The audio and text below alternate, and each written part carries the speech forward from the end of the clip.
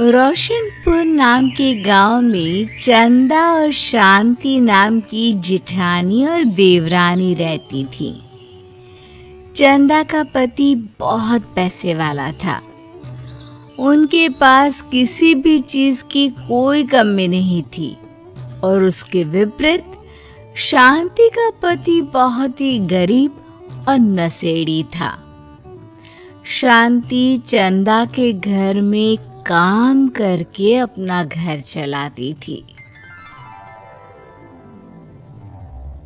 भाभी, घर पर खाने के लिए कुछ भी नहीं है।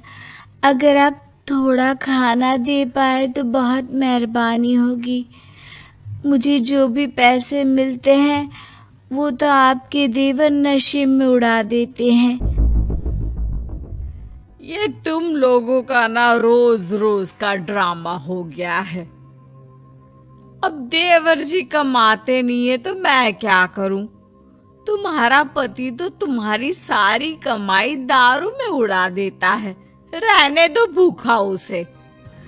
अरे ऐसे मत बोलिए भाभी, आप तो जानती ही हैं कि वो मन के कितने साफ हैं। पर इस बेरोजगारी के कारण उन्हें दारू पीने की लत लग गई है। अरे अपना ये रोना गाना बाद में कर लेना, पहले काम निपटा ले घर का। मेरा और टाइम खराब ना कर जा। गेहूं पीस ले, फिर तुझे कपड़े भी धोने हैं। शांति रसोई घर में जाकर गेहूं पीसने लगती है। पीसते पीसते कुछ गेहूं वहां कपड़ों में गिर जाते हैं, जिसे देखकर उसके दिमाग में एक आइडिया आता है। क्यों ना ऐसे ही थोड़े गेहूं मैं अपने पल्लू में बांधकर घर ले जाऊं, फिर एक बर्तन में जमा कर लूंगी और उसे पीसकर रोटी बना लूंगी। कुछ दिन तो ऐसे ही चलता रहा, मगर फिर एक दिन चंदा ने शांति को ऐसा करते हुए देख लिया। अरे पहले तो मुझे लगा तुम लोग बस गरीब हो, पर तुम लोग तो चोर भी हो। चोरनी कहीं की। मुझे तो लगता था तू गेहूं पिसती है, पर तू तो अपने पल्लू में गेहूं छुपा कर ले जाती है। निकल मेरे घर से। मुझे माफ कर दो भाभी, हमारे पास खाने के लिए एक दाना तक नहीं था, इसलिए मुझे ये सब करना पड़ा। अरे तुम लोग मेरे रिश्तेदार हो, इसीलिए दया कर कर तुझे मैंने अपने घर पे काम पर रख लिया। पर तू और तेरा पति हमारे खानदान का नाम मिट्टी में मिलाने पर उतारू हो चुके हैं। आपको मुझे जितनी गालियां देनी है दीजिए, मारना है तो मार भी लीजिए भाभी, पर मुझे काम से मत निकालिए। परिवार की बात है, वरना कोई और ऐसा काम करता ना तो धक्के मार कर कब से घर का बाहर निकाल दिया होता। रोते रोते शांति अपने घर चली जाती है, जहाँ उसका नशेड़ी पति कहता है,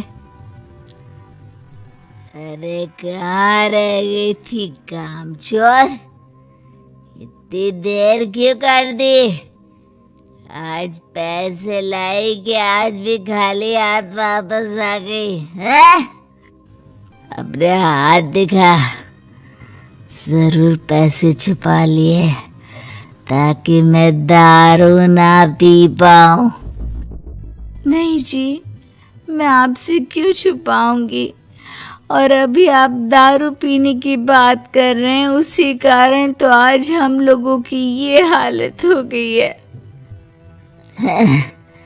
इसी काम की नहीं है तू, बिना मार खाए समझेगी नहीं।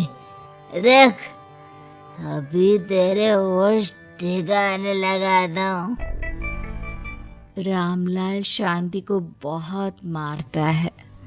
शांति का मन दुखी हो जाता है और वो गांव के तालाब के पास के एक पेड़ के नीचे बैठकर फूट फूट कर रोने लगती है।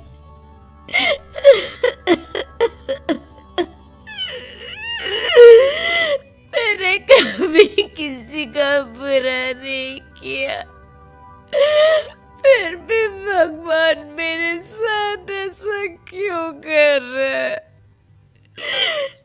तो रामलाल जी की फिक्र करती हूँ, फिर भी उन्होंने मुझे इतना मारा।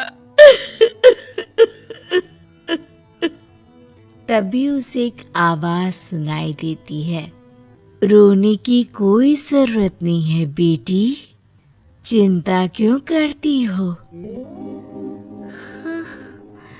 ये आवाज कहाँ से आ रही है? शांति अपने आसपास देखती है, उसे कोई नहीं देखता। वो ऊपर देखती है जहाँ उसे एक छोटी सी परी दिखती है। आप कौन है? आप तो कोई परी लगती हैं। हाँ बेटी, मैं इसी पेड़ पर रहती हूँ। मैंने तुम्हारी सारी बात सुनी, अब तुम्हें फिक्र करने की कोई जरूरत नहीं।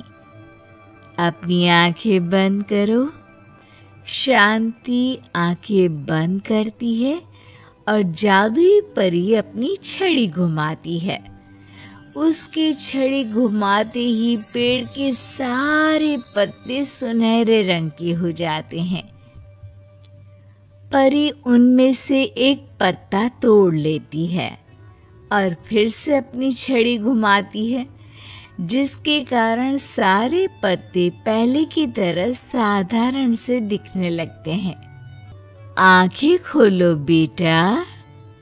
लो, इस पत्ते को ले जाकर अपने तकिए के नीचे रख देना। ये तो एक साधारण पत्ता है, इससे क्या होगा? ठीक है, अगर आप कहती हैं तो मैं इसे रख लेती हूँ। शांति उस पत्ते को लेकर अपने घर जाती है और अपने कमरे में तकिए के नीचे रखकर सो जाती है। सपने में उसे वही पेड़ वाली जादुई परी दिखाई देती है।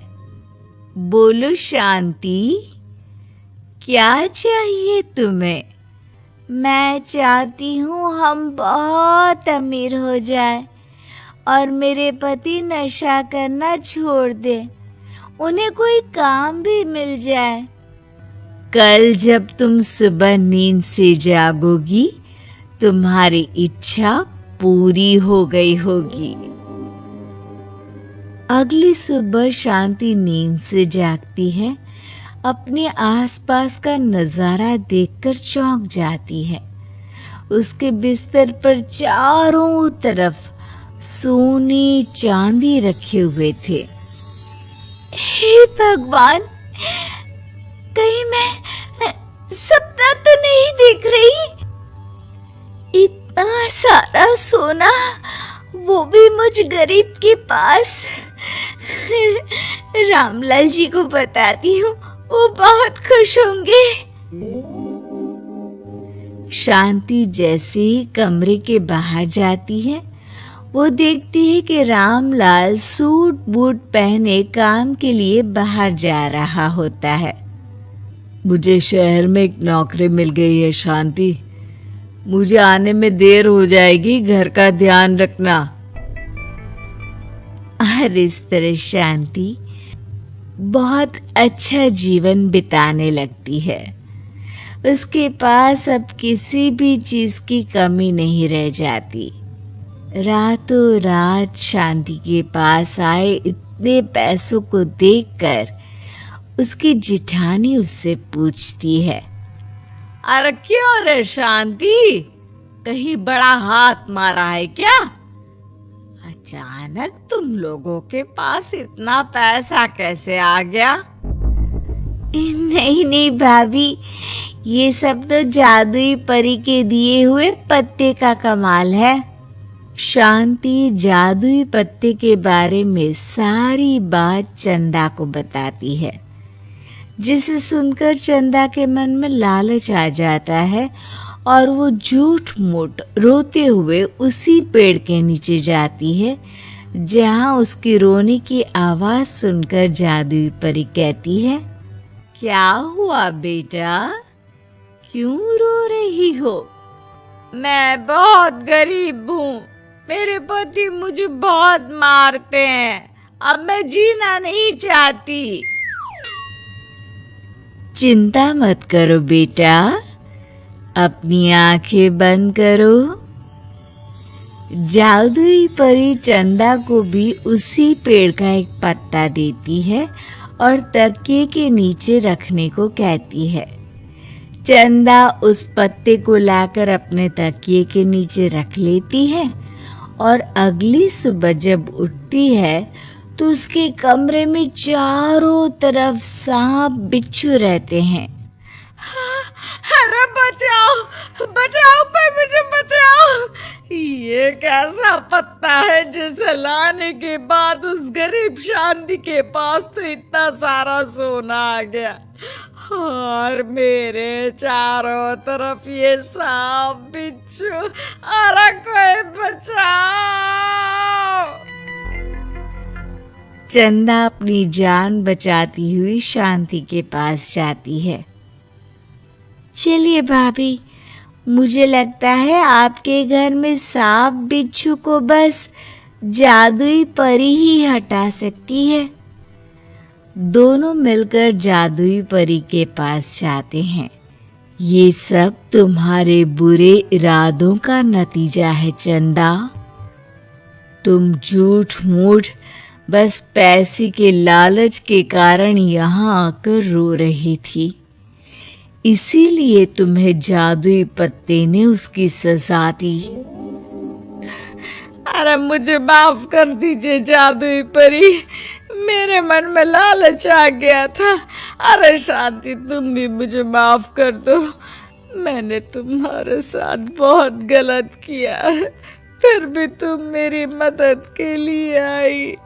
चंदा को अपनी गलती का एहसास हो जाता है, इसलिए जादुई परी उसके घर से सारे सांप बिच्छू को गायब कर देती है। चंदा और शांति आपस में मिलजुल कर रहने लगती हैं।